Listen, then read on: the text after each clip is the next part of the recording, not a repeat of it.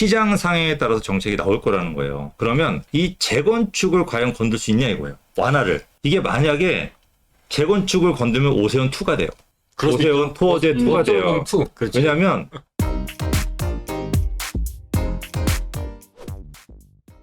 이제 민주당 같은 경우는 이제 이재명 후보가 추격이 돼서 3명이 이제 3대 후보가 그렇죠. 이제 대선 후보 릴레이를 하게 됐습니다. 이제 거기에 물론 이제 한 명이 또 추가될 수도 있을 것 같아요. 그렇죠.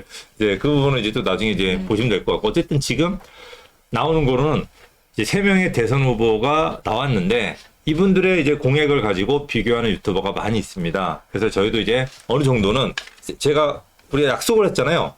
이제 대선 후보가 이제 추려지면은 네. 저희가 그거 가지고 비교해드리겠다라고 그렇죠. 했는데 너무 내용이 없어요. 비교해드리려고 했는데, 근데 저희가 오늘 살펴보고 저희가 회의를 해보니까 정말 중요한 내용이 있더라고요. 이 대선 후보들 3명, 대선 후보들의 공통점을 보니까 정말 중요한 부분이 있어요. 좀 약간 허무할 수도 있는데 그 중요한 부분을 가지고 오늘 여러분들이 대선 이후, 이제 대선 이후에 이제 6월 이후에 부동산 시장을 예측할 수 있는 저희가 정책을 예측할 수 있는 저희가 길을 알려드리려고 오늘 합니다. 그러니까 자 6월 이후에 부동산 시장이 어떻게 될지, 어떤 정책을 펼쳐서 여러분들 자산이 어떻게 될지, 또는 어떤 거를 매수해야 될지, 이게 이제 궁금하신 분들이라고 한다면 오늘 방송 끝까지 보시면은 정확하게 해답을 알 수가 있을 겁니다. 일단은 순서대로 좀 볼 건데요.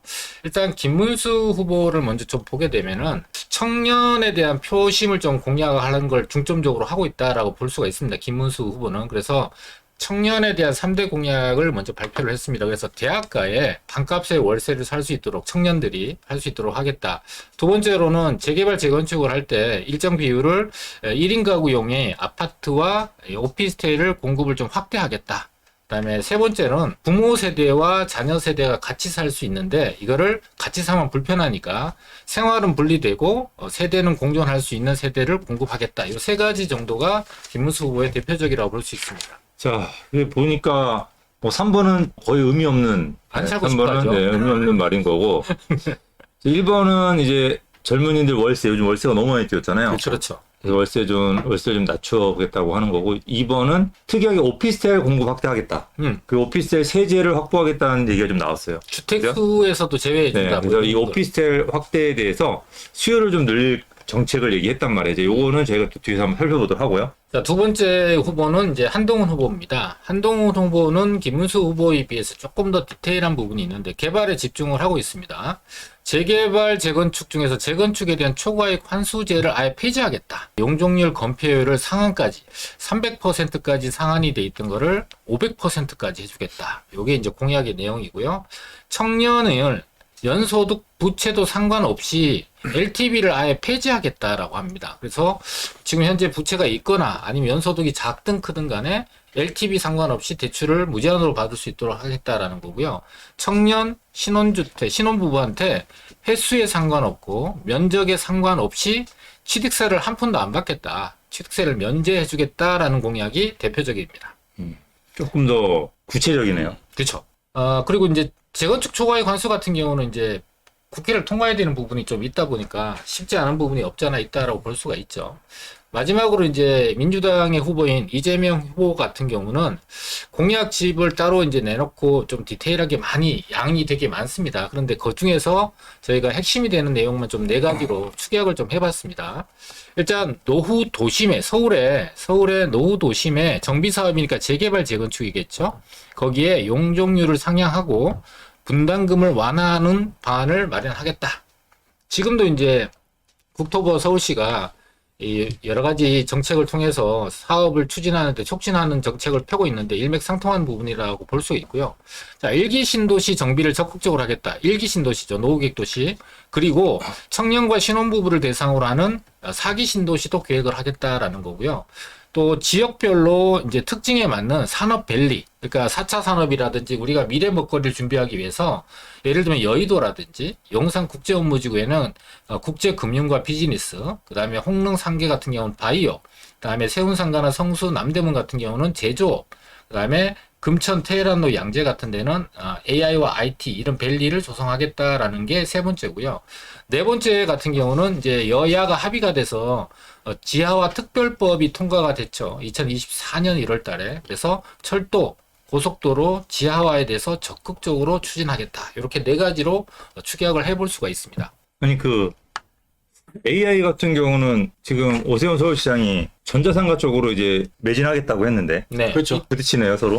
근데 용산은 AI라든지 IT의 여러 이제 국제적인 비즈니스의 하나의 항목으로 들어가는 거기 때문에 특정해서 이렇게 뭐 하나의 분야를 세분화하지는 않는 것 같고요. 여기 이제 양재란 테헤란로 같은 경우는 이제 유휴부지가 없다 보니까 새로운 산업들이 기존 산업을 비집고 들어가야 되다 보니까 범위가 좀 작을 수 있다. 그런데 용산 국제업무지구는 어마어마한 규모잖아요. 그래서 지금 현재 4차 산업이 되고 있는 여러 가지 종목들을 함축해서 종합적으로 들어올 수 있는 지역이다 보니까 그래서 국제 비즈니스라는 이제 명칭으로 그 안에 다 녹여내겠다라고 볼 수가 있죠. 알겠습니다. 자, 우리 이꾼대님 어떻게 보셨나요?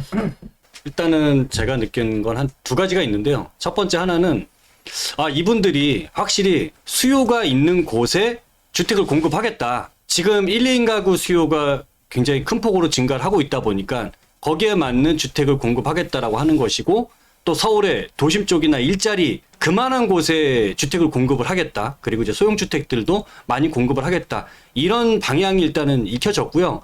또 한 가지는 이제 기반 시설에 대해서 서울시의 오세훈 시장이 다 많이 발표한 것들에 거의 좀 겹치는 부분들이 많다라는 생각이 들어요. 그래서 이런 공급이나 대규모의 개발 사업 같은 경우에는 사실은 뭐 어떤 분이나 누가 되더라도 크게 다르지 않겠구나라는 생각이 들더라고요. 저는 이런 생각이 들어요. 무슨 말씀인지 알겠는데 네. 저는 이 3대 후보잖아요. 네, 어떻게 보면 그렇죠. 제일 가능성이 높은 3명의 후보란 말이에요. 그렇죠. 물론 이제 5월 3일 이후에는 또 2대 후보로 뜨니까 네, 이제 그때 가서 또 다시 한번 저희가 비교를 해드릴 텐데 지금 어쨌든 제일 가능성이 높은 후보들의 이 공약을 보고 나니까 이게 아직은 이분들이 준비가 덜 됐구나. 이 선거까지 준비 기간이 별로 없었어요. 그래서 한 달이 채 안 됐죠. 정말 중요한 내용은 거의 빠졌다. 안고가 없는 네. 거예요. 이 공급 부족이라고 하는 거는 뭐 워낙 서울의 공급 부족, 그렇죠. 수도권의 공급 부족은 워낙 오랜 기간 동안에 누적된 음. 이슈다 보니까 이거에 대해서는 해결책을 내놨어. 근데 정말 중요한 내용 있잖아요. 예를 들어 지금 서울 같은 경우 사람들이 가장 많이 스트레스를 받는 게 똘똘한 채, 이 양극화, 이 심화 과정 때문에 엄청난 스트레스를 받는데 그렇죠.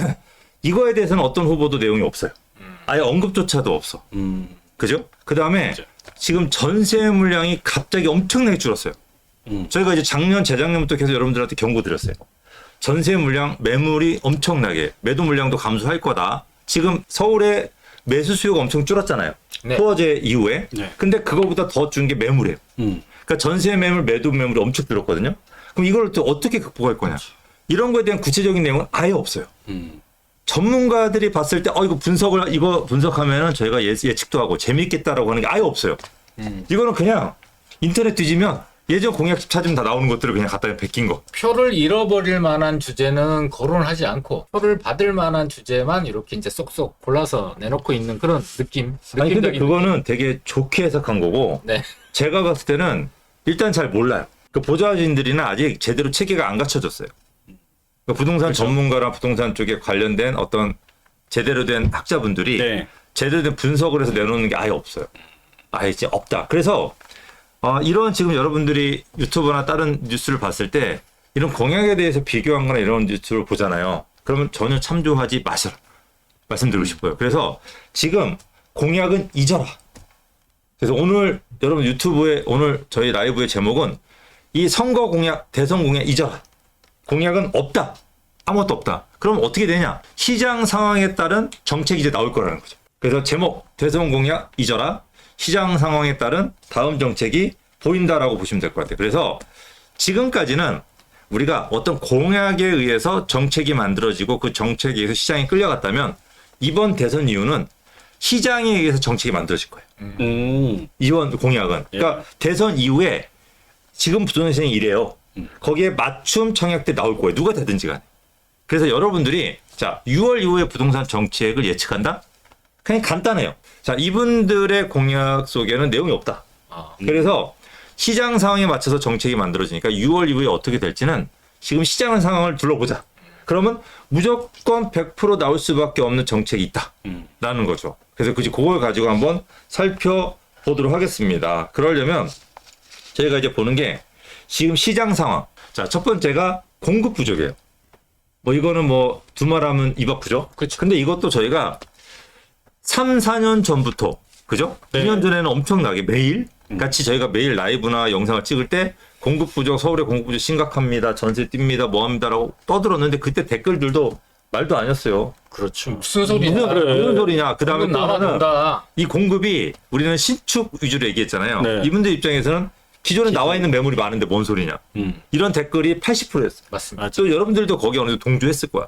그럼 저희가 했던 말은 뭐냐? 집값이 뛰면요. 이 100개 나와 있던 매물이 하루아침에 10개로 줄어요. 그렇죠. 그 10개 중에 또 2개 거래되잖아요. 네. 그날 물건이 없어져요. 맞죠. 그러니까 100개 중에서 5개만 거래되면 그 아파트 단지 제로가 되는 거야, 물건이. 이게 부동산이거든요. 근데 이걸 모르시는 일반인들하고 우리가 그 일일이 댓글을 안 하는 거야. 저희가 댓글 안 달아요. 이분들한테 말하면 못 알아듣고 본인들이 생각이 맞거든. 왜냐면 아는 만큼 보이는 거거든요. 그래서 이 공급 부족. 두 번째 이제 똘똘한 채. 이건 심각하죠, 지금. 그 다음에 세 번째 전세 매물 급감. 이것도 역시 공급 부족하고 연관해서. 그 다음에 이 경기 불황.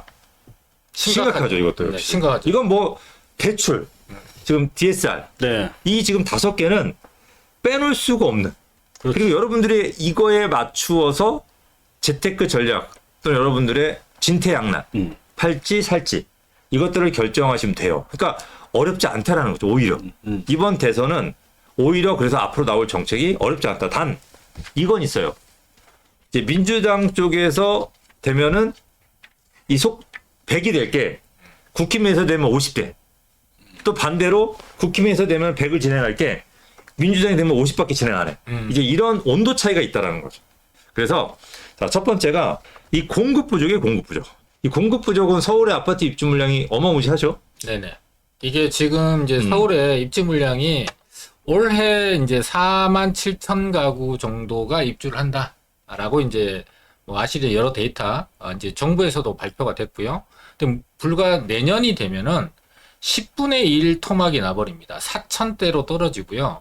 그게 2027년, 8년, 9년, 2030년까지 실종이 되다시피 할 정도의 입주 물량이 없어지게 되는 거죠. 물론 이전에 2025년 이전에도 필요한 물량보다 공급량이 훨씬 더 부족했기 때문에 이게 누적된 것만 해도 16만 가구 정도 이상이 되거든요. 근데 거기에다가 원래 정도가 4만 7천 가구라고 하는데 이 4만 7천 가구도 이렇게 세분화해서 보면은 임대 물량도 포함이 되어 있고요. 그 다음에 이제 아파트 같지 않은 우리가 이제 원하는 주택이 아닌 것들까지 포함되면 실제로는 한 10,000 가구 정도 이렇게 공급이 된다라고 볼 수가 있습니다. 경기도도 물량이 좀 부족하죠. 그렇습니다. 이게 서울에서 공급이 부족하면 사람들이 경기도로 이전을 하게 되는데 경기도 같은 경우도 보게 되면 이제 작년에는 11만 가구가 넘게 공급이 됐어요. 11만 가구. 근데 원래는 이제 6만 가구. 내년엔 4만, 5만, 19,930가구 이렇게 해서 계속해서 급격하게 공급이 줄어드는 모습을 볼 수가 있죠. 자, 이게 이 물량을 보게 되면 일단 입주 물량이 앞으로 점점 가면 갈수록 부족하다는 게 이제 드러난 상태인 거고. 그렇죠. 자, 이거에 대해서 어떤 정부의 이제 대책이 이미 공약에도 다 나와 있지. 이 부분만큼은 본인들도 심각하다는 걸 느끼는 거잖아요. 그렇죠. 이제 서울 같은 경우는 외곽에 있는 땅이 널려 있는 지역에 택지 개발하는 방식이 아니고 재개발 재건축밖에는 없어요. 그러니까 노후주택 아파트라든지 노후 단독 빌라들이 있는 지역들을 개발을 해서 신규 물량을 공급해야 되는데 재건축 같은 경우는 소유자가 직접 입주하는 비율이 높고 실제로 시장에 공급되는 실질적인 공급, 추가되는 일반 분양 물량이 되게 적고요. 상대적으로 봤을 때 재개발 같은 경우는 일반 분양이 많죠. 그래서 재개발 재건축을 모든 후보자가 완화하겠다라고 하고 있는 겁니다. 그러니까 이제 현재 지금 재건축 같은 경우도 빨리 속도를 내서 완화시켜줘서 하겠다. 뭐 초과이익 환수 폐지까지 네. 이해가 되고 있고, 그 다음에 이 재개발 같은 경우도 용적률 상향, 네. 주로 나오는 용적률 상향 쪽으로 얘기가 나오고 있다고 여러분들 판단하시면 되는데, 자 이제 시장 상황이 앞으로 현재 지금 뭐 재건축에 대한 완화도 약속하고 있고 재개발에 대한 완화도 약속하고 있지만 제가 아까 말씀드렸던 거는 시장 상황에 따라서 정책이 나올 거라는 거예요. 그러면 이 재건축을 과연 건들 수 있냐 이거예요. 완화를. 이게 만약에 재건축을 건들면 오세훈 2가 돼요. 그럴 수 있죠. 오세훈 토어제 2가 돼요. 투. 그렇죠. 왜냐하면 자 이 재건 지금 현재 우리가 얼죽신이잖아요. 얼죽신. 네. 요즘 서울에 얼죽신에서 바뀐 거 알아요? 얼죽제예요. 재개발. 빨리 그 유행을 잘 따라오셔야 돼요. 요즘 서울시가 얼죽신에서 얼죽제로 바뀌었어요. 네. 그러니까 재건축은 지금 뒤도 안 돌아보고 하고 있고 그러면 이제 조금 지나면은 지금 현재 강남 위주로 가고 있지만 좀 있으면 노원구나 목동이나 이제 대규모 단지들 네. 이런 데 위주로 이제 흘러갈 가능성이 굉장히 높은데 흐름이 투자 상품이. 네. 근데 이게 만약에 풀어져서 이제 그쪽 더 흐름을 만들어준다? 이거는 내가 봤을 때는 난리가 나요. 아니 우리 얼마 전까지만 해도 동쪽에서만 계속 시끄러웠습니다. 잘 생각해 보면 압구정동, 반포, 그다음 잠실 여기에 신고가들 재건축 아파트들 중심으로 터져 나왔잖아요. 지금 여러분들 기사들 보시면 뭐가 나오고 있냐면 목동 재건축들 신고가 나온다라는 소리 들으실 거고요. 최근에 여의도 쪽이 난리가 나면서 아예 매물들이 싹 다 감춰버렸다. 여의도에 있는 재건축 단지를 다 싹 다 신고가 나오고 있습니다. 자, 이제 요 흐름이 좀 있으면은 저 마포 상암 쪽으로. 그죠? 가재울 쪽 상암 쪽으로 흘러갈 거고 이게 좀 북쪽으로 흘러갈 거고 강서구 쪽으로 흘러갈 거고 하면은 이 재건축들 같은 경우는 없어서 못 사는. 네. 저는 이제 강서 쪽에 한강변 아파트들도 나중에는 없어서 못 사는 그런 아파트가 될 수 있다라는 거예요. 재건축이나 리모델링에 해당되는 단지들은 30년 이상 된 단지들은. 그러니까 흐름이 이렇게 지금 움직이고 있기 때문에 이 재건축을 풀어주기가 쉽지 않다라는 거죠. 그러면 결국 공급 부족은 다 느끼는 거고, 네. 그럼 결국은 재개발 쪽으로 흘러갈 가능성이 지금 굉장히 높아요. 네. 그러니까 재건축은 너무 크니까 건들면 부담스럽고. 영향이 너무 커요. 맞아요. 그러니까 재건축 아파트 뛰는 순간 바로 옆에 신축 아파트 바로 뛰는 난리가 거거든요. 나죠. 그래서 결국은 재개발 쪽으로 흘러갈 가능성이 높고 이 재개발 쪽으로 흘러갈 경우 지금 흐르는 얘기가 용적률 상향이에요. 네. 그러면 지금 우리가 보통 재개발하게 되면 용적률 기준을 220에서 230% 정도 기준으로 재개발 잡고 있잖아요. 네. 근데 요즘은 이건 잊어도 될 것 같아요. 이제부터 재개발도 용적률 300%. 특히 이 일반 재개발은 250에서 270%까지 용적률을 잡아도 될 것 같아요. 그러니까 사업성이 확실히 좋아지고 그 다음에 우리가 엮이고 있는 네. 역세권 위주의 재개발은 용적률 300에서 한 500% 정도 사이에서 이제 결정될 가능성이 굉장히 높다는 거죠. 그러니까 추가 부담금이 일반 역세권에 끼고 있는 재개발들은 일반 재개발보다 추가 부담금이 한 절반 정도 준다라고 보시면 될 것 같고 특히 더블 역세권, 특히 중심지에서 가까운 그렇죠. 이 더블 역세권 쪽의 용적률은 500에서 700%까지도 지금 얘기가 나오고 있거든요. 그러니까 일단은 300에서 500까지는 안정선으로 줄 거고 500에서 700%까지는 어딜 줄 거냐. 네. 요 승부를 보는 거기 때문에 저희가 여러분들한테 추천해드리는 지역은 계속 500에서 700% 될 것 같은데? 아, 여긴데? 또 하는 지역을 저희가 회의를 해서 추천을 계속 해드리고 있는 겁니다. 그래서 자, 한동안 여러분들은 자, 이 공급 부족의 타겟을 맞추어서 정책이 더 만들어진다면 여러분들 입장에서는 재건축을 건드시겠어요? 재개발을 건드시겠어요? 이 시장에 영향을 주지 않으면서 공급하려면. 그러니까 어떤 위정자가 됐든지 간에 재개발을 건들 수밖에 없다라는 거죠. 그러니까 그 부분이 있다라는 거. 그러니까 이거는 뭐 재건축 가시는 분들 저한테 서운해하시면 안 돼요. 그냥 제가 냉정하게 보는 거 시장 상황에 맞춰서 정책이 이렇게 만들어질 거다라고 보는 거고. 그러면 여러분들은 재건축을 갖고 계신 분들은 팔면 안 되죠. 그렇죠. 당연하죠. 신선성 때문에. 그렇죠. 그건 당연한 거고. 근데 너무 비싸니까 못 사잖아요. 그럴 경우에 이제 재개발을 여러분들한테 투자를 하라고 이제 말씀을 드리고 있는 겁니다. 근데 재개발도 무조건 투자하면 안 되잖아요. 그렇죠. 그죠? 조심해야 될, 재개발 투자할 때 조심해야 될 부분도 분명히 있단 말이에요. 있죠.